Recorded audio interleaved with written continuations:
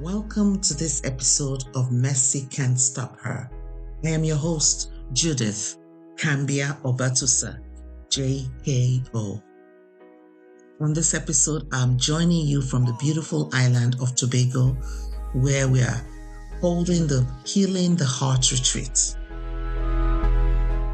As some of you may know, May is Mental Health Awareness Month in Canada and the United States, maybe even some other countries.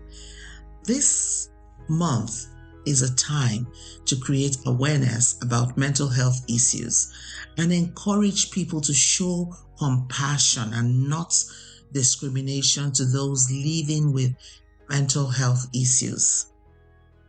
On this podcast, we've talked a lot about mental health challenges like anxiety and depression. I use the word challenges because these can be challenging situations for us to find ourselves in. But there are many other facets of mental health that we can still learn about. On today's episode, we'll be exploring one of those facets.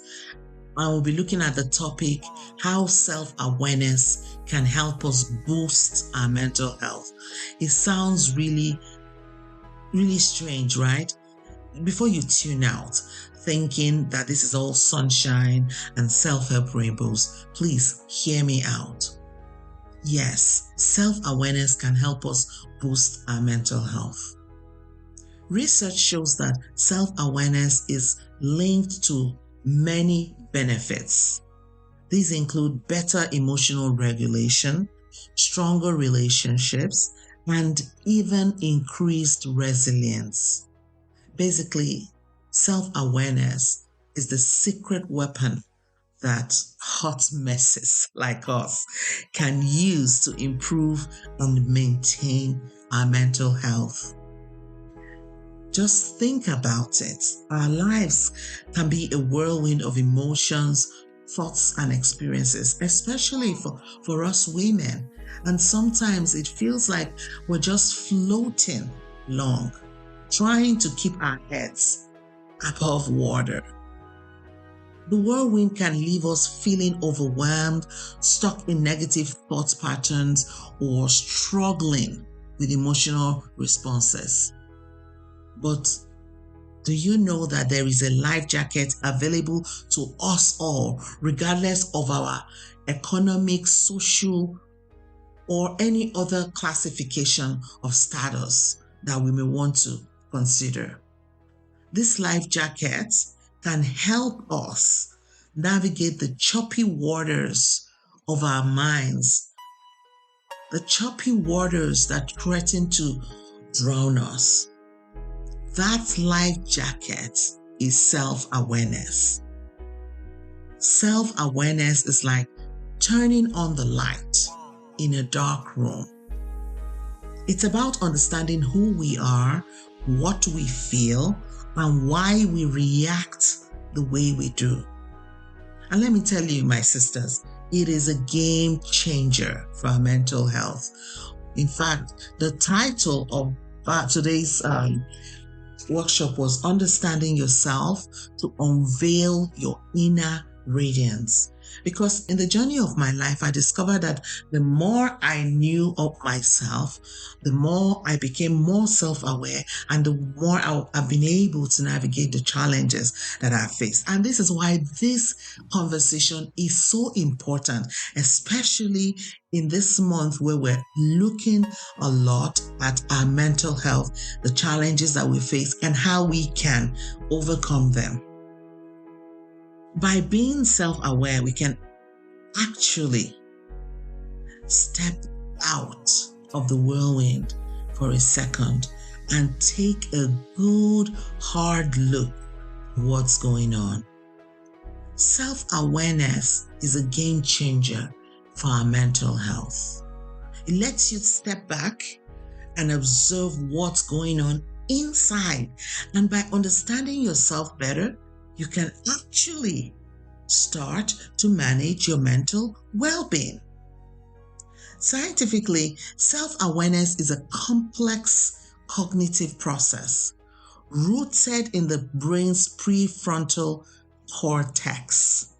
particularly the medial prefrontal cortex. This region plays a critical role in self-reflection, introspection, and understanding our own thoughts and emotions. It's also the part of the brain responsible for decision making and emotional control. So when you're self-aware, it's like giving your brain an upgrade, a mental health upgrade. I'll be the first to admit that I haven't always been the most self-aware person. I must tell you.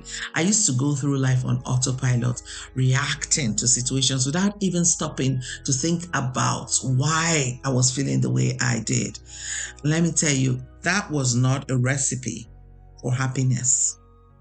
One day, I heard a message just like this one that I'm sharing, and something clicked. I realized that I had the power to change my perspective, to dig deep and uncover the roots of my emotions. And my sisters, doing this was like discovering a superpower I never knew that I had. It totally changed my life. You see, when we are self-aware, we're able to recognize our triggers, our patterns, our limitations, what lights us up, what dims our lights, what energizes us, and what sucks life out of us. We can identify those thoughts that drag us down and replace them with the ones that lift us up. We can take ownership of our feelings and choices instead of being at the mercy of them when we become more self-aware. Science shows that recognizing our triggers, as those situations or people who push our buttons, is key to managing stress. Various studies have shown that individuals who possess higher levels of self-awareness tend to experience lower levels of stress, anxiety, and depression. By being attuned to your own thoughts, feelings, and behaviors, you're better equipped to navigate life's challenges with resilience and adaptability. I was sharing during the workshop today about Robert Fritz, a business consultant who wrote the book, The Path of Least Resistance. He adapted the concept of how energy flows best in the path where there is in the path of least resistance to the concept of how our lives go better when we are in the path of least resistance. And one way that we can be in that path is being able to understand the things that light us up and dim our light. It's being able to recognize our triggers. So, my sisters, what are your triggers? Is it a looming deadline that sends you into a spiral of panic, or maybe social gatherings that drain your energy faster than a scammer's phone charger? Once you identify your triggers, you can actually start to manage them. If deadlines are the problem, you can try setting more realistic goals, utilizing to-do lists, or delegating tasks. Yes, delegation is a superpower. And if it's social gatherings, you can look at how to manage those interactions better, or, do other things when you can avoid attending those social gatherings. Self-awareness also helps us understand our emotional patterns. Do you tend to bottle things up until you explode like a shaken can of soda? Or maybe you wear your heart on your sleeve, which can sometimes lead to saying things that you regret later. That's one. I have good experience in it. You can call me up to help you with that. Research shows that emotional regulation is a key component in mental health. So by being self-aware, you'll be able to recognize these tendencies and take ownership of your reactions.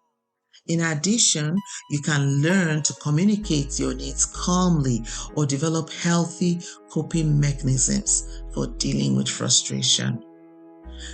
One thing I need to tell you, actually give you a spoiler alert.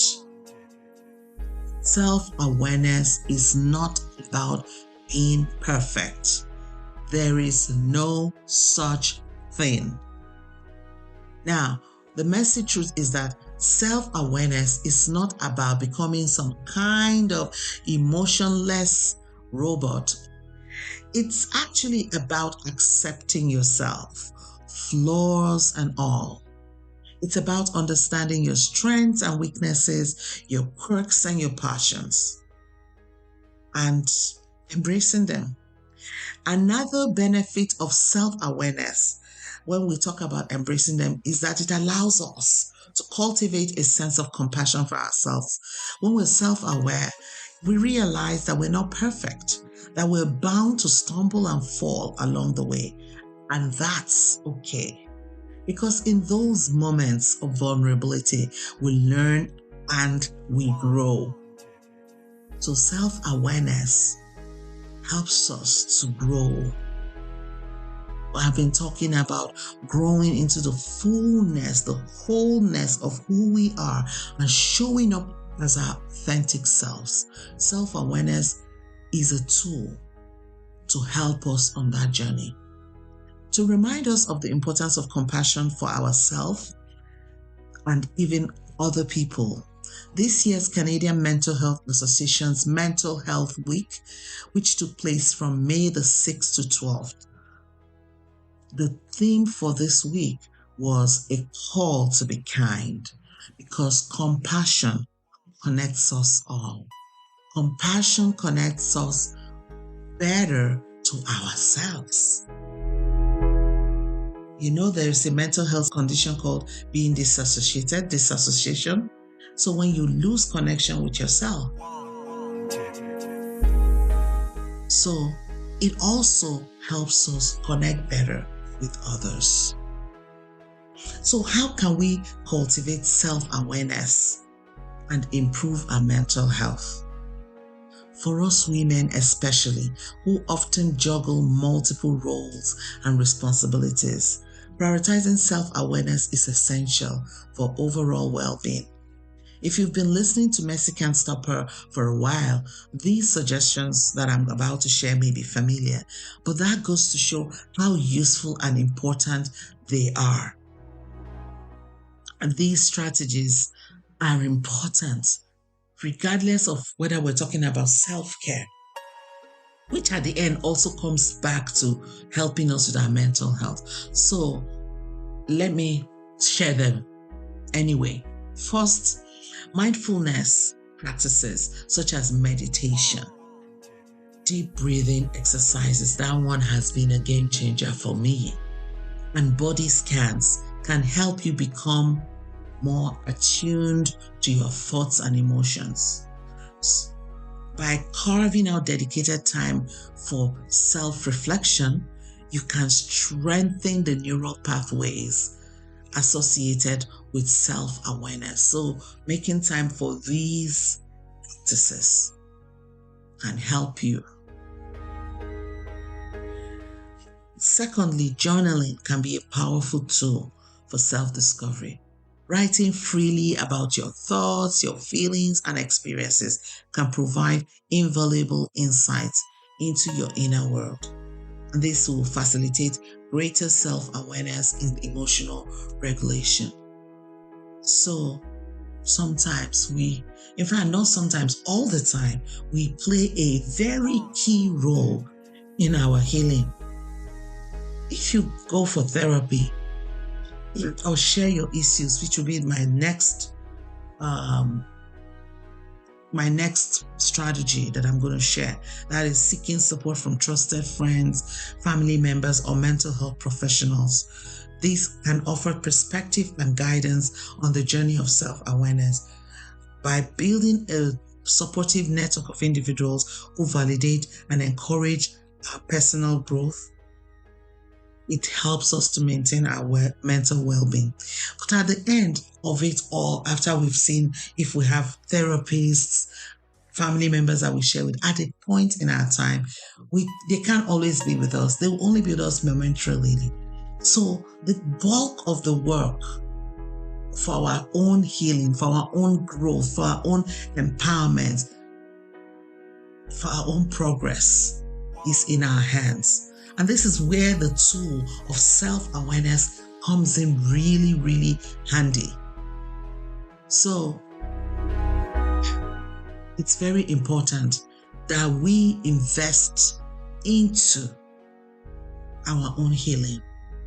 I used to believe that there was a knight in shining armor that was coming to sweep me off my feet on that his beautiful white horse and take me away from my troubles and give me a fairy tale life. This is the challenge when you grow up on Mills and Bones and Barbara Catland reading those books. But I found out that my knight in shining armor is me, and my fairy tale is mine to build. And I'm sharing this with you because it is the reality. My sisters, self-awareness is not just a philosophical concept that you hear about in yoga or maybe a self-help mumbo-jumbo. It is not a self-help mumbo-jumbo. It is a tangible skill that can be cultivated through practice and intention. If there were a word that goes along with self-awareness, it would be intentionality. Another word would be being deliberate. You have to. And like I told them at the workshop today, it's a constant check-in. You keep on checking in. And that is what self-reflection is. You keep on reflecting on your actions, how your thoughts are coming through. Like I have learned from the wise sages of old, a bird can fly over your head, but it does not have to build a nest on your head. And that's the thing. When you constantly check in with your thoughts, it helps you not to leave negative thoughts in your mind. So that's an example of how we constantly and intentionally check in to help us with our self-awareness. So it is about becoming more powerful. Self-awareness is about becoming more powerful. It's about taking control of the life that you have, no matter how challenging it may be. By embracing self-awareness, we women can empower ourselves to lead more fulfilling, authentic lives. My sisters, this Mental Health Awareness Month, I'd like to invite you.